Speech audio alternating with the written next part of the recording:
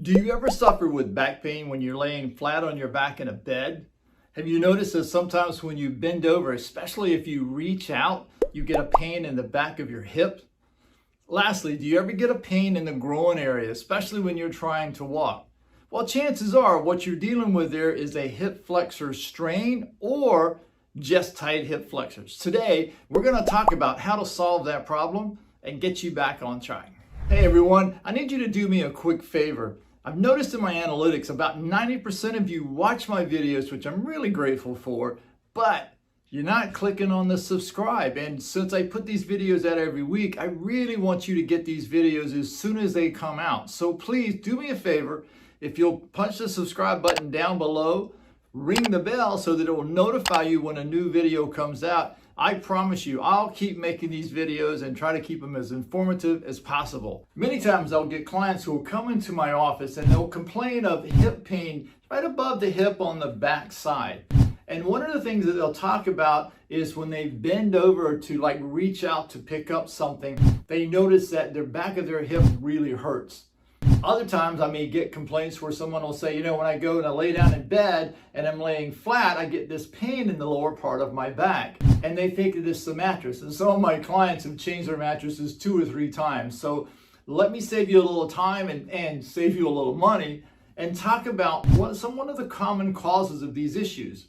So the thing with the hip flexors, which are on the front side of your hip there's 3 muscles there. They're called the gracilis, which is on the inside. The sartorius, which starts on the outside, but comes across the thigh down to the inside of the knee. And by the way, that's the longest muscle in the human body.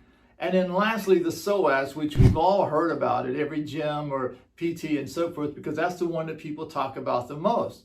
So what happens is that when the muscles in the hip flexors become tense, tight, however you want to say that, then when you try to bend forward and reach out for something, what happens is that they can no longer stabilize you, and so that requires the muscles in the backside of the hip, the gluteus medius, the gluteus minimus, up on the upper part of the hip, to actually have to overwork, and they can go into a spasm. Now, many times people will mistakenly think that they have tight hamstrings.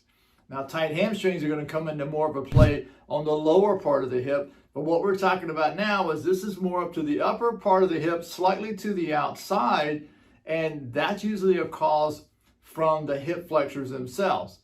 There are a couple of exercises that you can do, and I'm going to show you them today, that you can do to stop that. But more importantly, I want you to understand why you hurt. Now, many times people will go to get a massage and they'll have them to work on their hips, and you can work on the hip and work on the hip and it will make it feel better, which is true. But until you address what's causing that pain to happen, what happens is that it's just going to come back the next time you reach out to do something. And we want to stop that.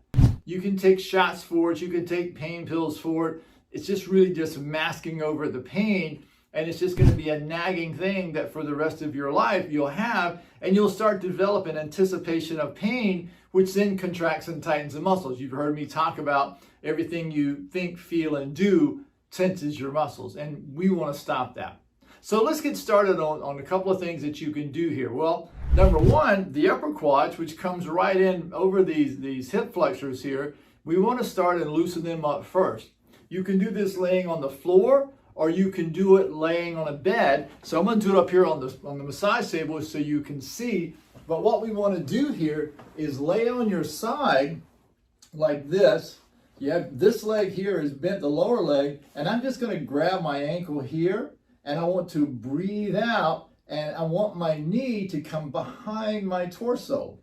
Now, I don't care if your heel touches your hip. We're not trying to stretch around the knee here. What we're trying to do is get up to the front part of the hip.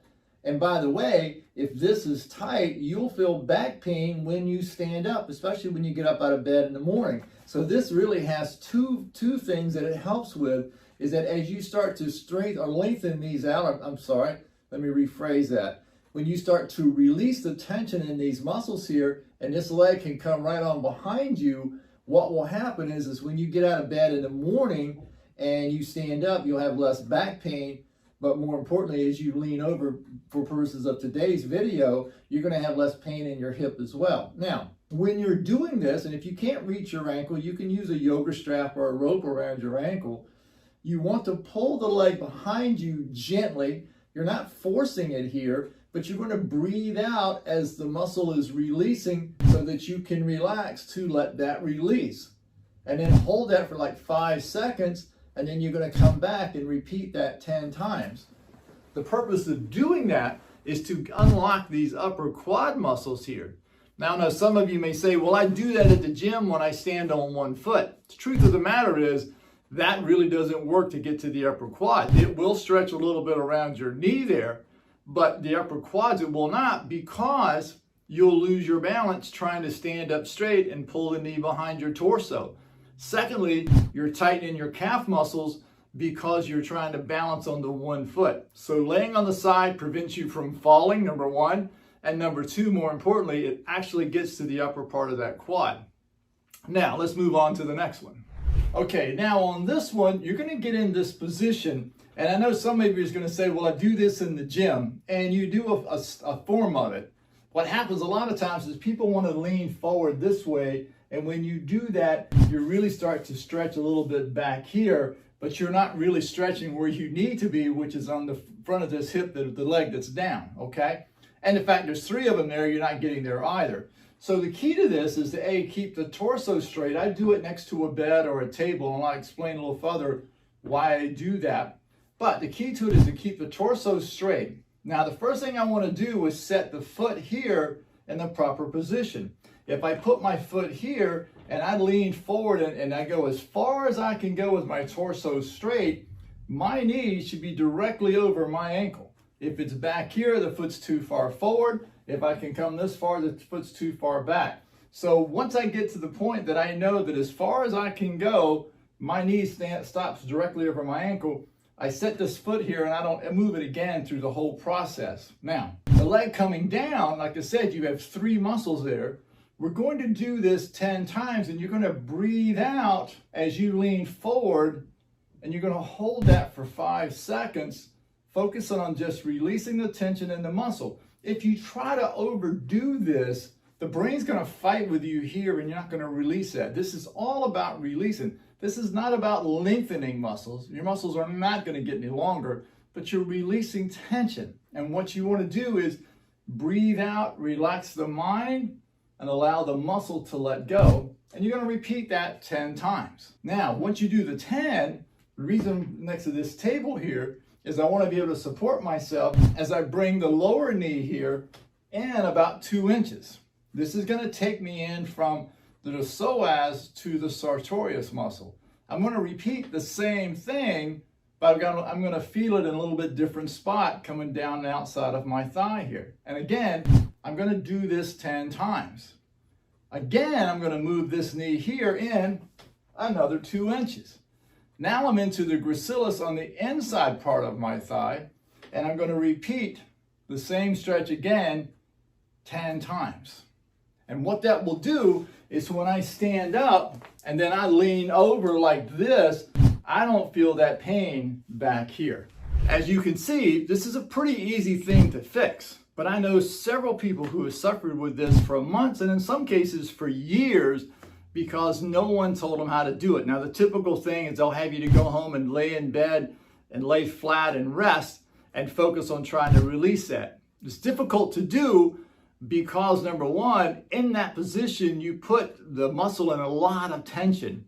And the more tension you put on that muscle, the more the brain wants to contract it to stop that pain. And as the pain in your back increases, it delays or stops any type of getting this muscle to let go. Now, temporarily you'll feel better. And the reason for that is as you put it under that tension, it will fatigue out and it will feel better. But you could do that walking, you could do that lifting weights, and you'd have the same result. So it's really a temporary fix. Again, like I said earlier, shots and pain pills and so forth, muscle relaxers, they're just masking the pain. So try this if this is what you're dealing with. Try it, see if it works, but leave me some comments down below.